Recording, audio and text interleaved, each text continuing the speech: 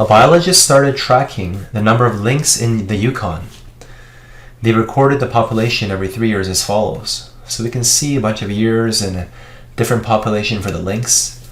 We are to create an equation to calculate the percent decline between year 6 to year 9.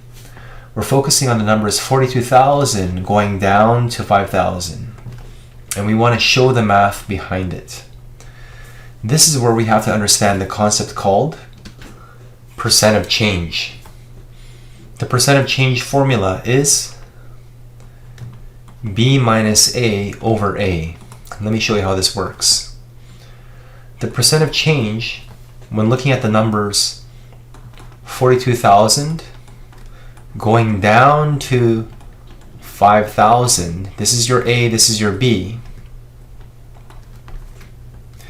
it's going to be 5,000 minus 42,000 divided by A, which is 42,000.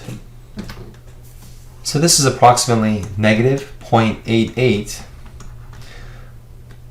And the negative sign means decrease by.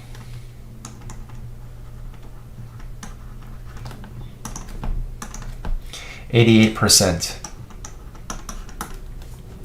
Let's give you another example to know how this works. By the way, you drag 5,000 here, drag the minus sign here, you drag the 42,000 here and here to get the answer correct.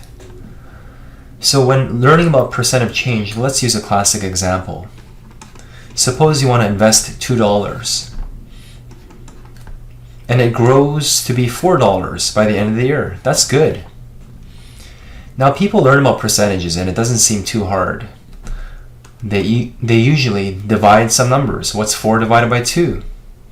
The answer is 2, which is 200%.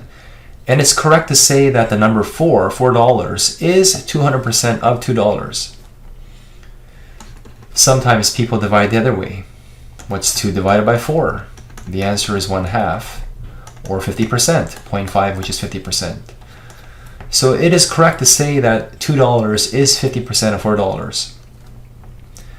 But when we're talking about percent of change, this is like street talk.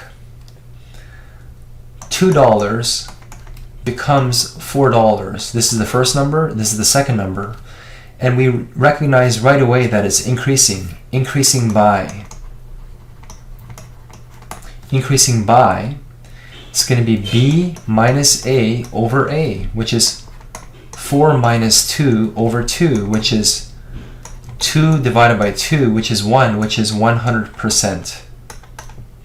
100% of change. So if someone said, hey, give me $2, and at the end of the year, I'll give you $4, it's 100% growth, percent of change growth. So this is the language we use sometimes.